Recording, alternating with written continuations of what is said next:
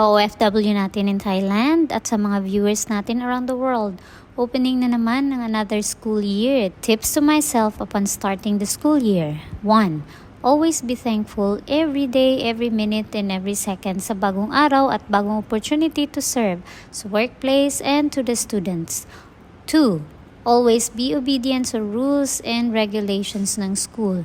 Pag sinabing bawal malate, huwag magpa-late lalo na kung ang bahay mo ay walking distance lang from school. Pag sinabing mag-pink blouse, mag-pink ka. Salamat nga pala sa mga sumuporta na ka-OFW ng Thailand sa pag-like ng ating Good Cars Bangkok page. Nag-viral po ang isang video natin sa TikTok. Sobrang salamat po. At finally, pang tatlong tips sa sarili ko, do your job as unto the Lord. Huwag kang magtrabaho para magpa-impress sa tao dahil hindi magiging enough ang effort mo. Do it as unto the Lord. Do your best for the Lord. God bless everyone. Don't forget to visit Good